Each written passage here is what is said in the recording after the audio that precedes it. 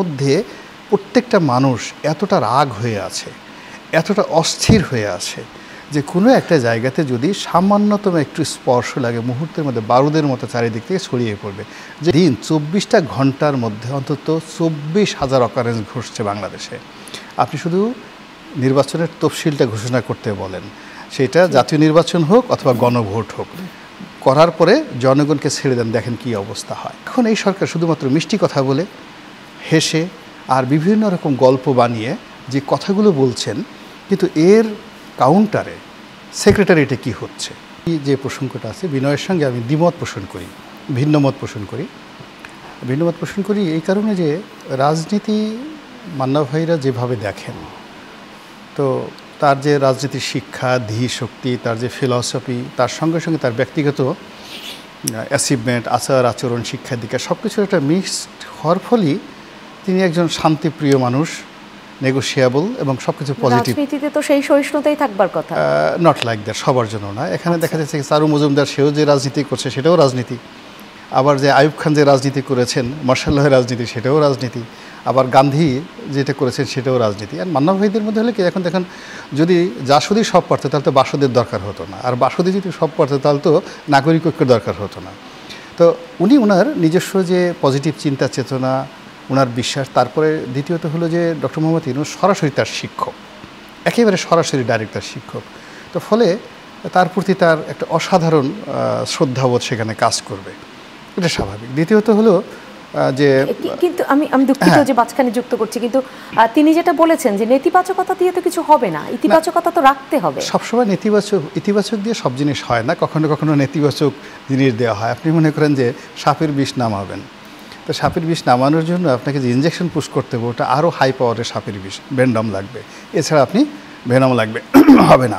তো এখন এখানে আমাদের যে সমস্যাগুলো এই মুহূর্তে আছে, আশ্চর্য ব্যাপার হলো যে পৃথিবীর কোনো রাষ্ট্রই অর্থ ছাড়া চলতে পারেনি।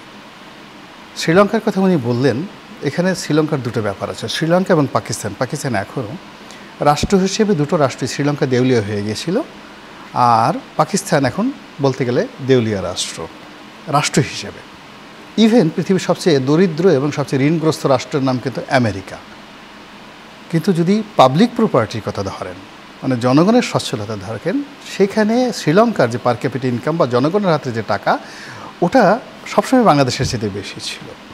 আর এখন আমাদের সমস্যা হলো আমাদের $30 বিলিয়ন বা $32 বিলিয়ন আনইউজড অবস্থায় রয়ে গেছে, কিন্তু আমাদের জনগণের যে পকেটের যে টাকা, সেই টাকার অর্ধেকটা লুটপাট হয়ে গেছে, জাস্ট অর্ধেক টাকাটা লুটপাট হয়ে গেছে, যেখানে প্রায় 6 লক্ষ কোটি টাকা খেলাফি ঋণ, যেখানে টোটাল আমানত 15 লক্ষ কোটি টাকা, সেখানে 6 লক্ষ কোটি টাকা আমানত। এখন এটা গিয়ে আপনি কীভাবে ঐক্যমত্য করবেন?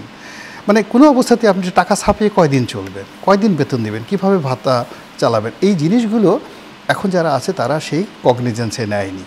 ফলে আমাদের সমাজের যে ফ্রাস্ট্রেশন, পথে ঘাটে মাঠে বন্দরে, মানে এদের যে অভাব অভিযোগ থেকে শুরু করে যে সমস্যাগুলো তৈরি হচ্ছে, সেই সমস্যার মধ্যে প্রত্যেকটা মানুষ এতটা রাগ হয়ে আছে, এতটা অস্থির হয়ে আছে যে কোনো একটা জায়গাতে যদি সামান্যতম একটু স্পর্শ লাগে মুহূর্তের মধ্যে বারুদের মতো চারিদিক থেকে ছড়িয়ে পড়বে।